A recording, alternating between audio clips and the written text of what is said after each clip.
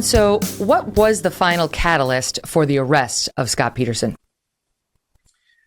Well, of course, you remember the bodies were discovered in a 2-day period in April. And when the first body was discovered, I was just kind of, that might not have anything to do with our case. I really wasn't hopeful that would, be anything to do with what we were dealing with.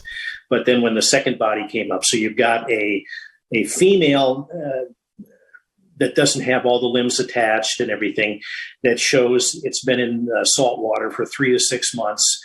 And then you have a almost full-term baby that doesn't have the same marine activity on it and looks, essentially normal. That kind of tells you a story of what you got there, especially when they're found so close in proximity to each other and to where Scott was fishing. So when you have that pretty much, we can figure this one out. And we put together an arrest warrant for Scott based on that information and other information that we had gathered to that point. And it was almost interesting the way this case went for that 4-month period, because it seemed like anytime we ran out of something or we were getting close to finishing up all the different things we were doing besides Scott, then all of a sudden something would pop up and it would fill the tank with gas and we'd have more to go on. And so this was a point before those bodies, showed up. We were just about ready to charge him. But unfortunately, the DA in Stanislaus County, he said, hey, if you don't have a body, I'm not going to give you a filing. Now, we had been working this case as a no-body homicide from the start, and we were using a protocol that was developed by a prosecutor from Merced County, south of Stanislaus County, where we lived. And this case fit everything on all the things that he had on the protocol. With you have a victim that doesn't have any prior history of leaving. They've got ties to the community. They don't have any family problems. They didn't clean out the bank account. They don't, all these different things that are going on there. And so she's like the victim that you want when it comes to putting one of those cases together. So of course, when the body showed up, that got everything jumped up into high gear. So arrest warrant was put together. We had a surveillance going on for Scott down in San Diego by agents from Department of Justice, Ernie Lamone and his crew down there, because we didn't have enough cops to help out on this. So we used, help from a lot of different agencies, throughout the state. So we drove down to San Diego and we hooked up with those guys, and then we were going to make the arrest the next day when the DNA results were going to be released. Now, Bill Lockyer was the Attorney General in California at the time, and he was going to be in charge of releasing those results, to the media and to the public. And the instructions that we got from Judge Beauchesne, who gave us the arrest warrant, was, I know what you have here, but don't execute this arrest warrant until you get those DNA results, if you can. He didn't tell us we couldn't, but he wanted us to wait until we got those results. And so when we started following Scott that next morning, he was I don't know if he was NASCAR quality, but he was a pretty darn good driver. I mean, high speed, and he could cut lanes and take an off ramp. And of course, we didn't drive like that. We'd roll our car or something. And so we'd have to miss them. We'd drive down another off ramp. And it was just a big, it was kind of like a comedian of cars driving around. It was ridiculous. So they had a helicopter up. So luckily we were able to stay on him, but even the helicopter lost him at one point.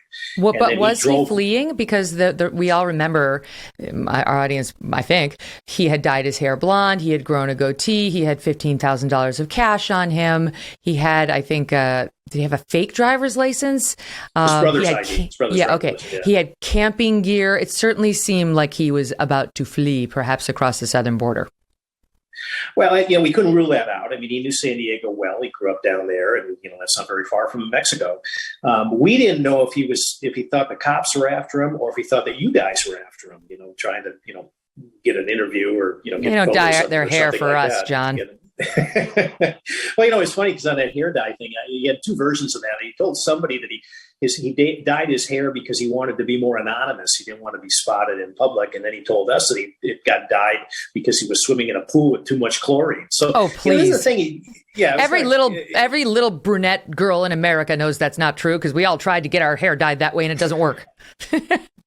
Yeah, I wish I knew about that. This gray is kind of old, but anyway. So he'd come up with these different versions of things, which were, they're mildly amusing when you're working the case. But it's like, you don't have to lie about this stuff. Just tell it straight. It's in his nature. Anyway, all right. So listen. So I want to move it along. So you effect the arrest.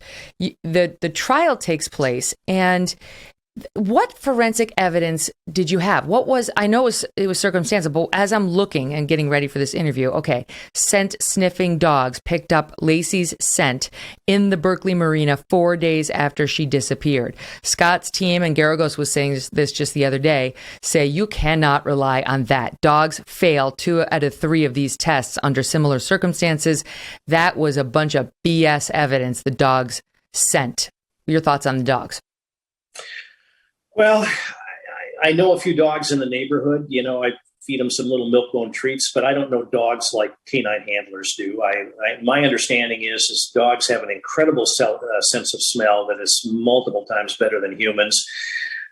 I can't disagree with what Garagos is saying because I don't know enough about that subject to make the call on that. But once again, it was just one of those strands of physical evidence. And if you remember Vincent Bugliosi's book, Helter Skelter, he described a circumstantial case as a series of strands or cables or strands of wires on a cable that become increasingly big and strong. And okay, you can attack the dog. Well, get rid of that little strand, but you still have all the rest of these. And so when you add up all the circumstantial evidence, that paints a very compelling picture. It'd almost be like if you had a jigsaw puzzle on your table and you were missing 3 pieces in the middle, but you'd be pretty sure what the picture says. And that's what we had here with all the circumstantial evidence. So when it comes to physical evidence, well, we've got Scott's behavior, and we could do a whole show on that. But you've got the absence of intrusion from another person coming in there. You've got the condition of the bodies and where they're found. You've got Scott's behavior when it comes to how he's dealing with everything involving this case, whether it's returning to the scene where the bodies were disposed, I think 5 or 6 times. And this is consistent with what killers generally do if they have little doubts about whether or not they hid the body enough. So you've got all of those kinds of things. You've got Amber coming in. You've got the absence of anybody else involved in it. We've got the burglary across the street that we were able to clear those burglars from involvement in this.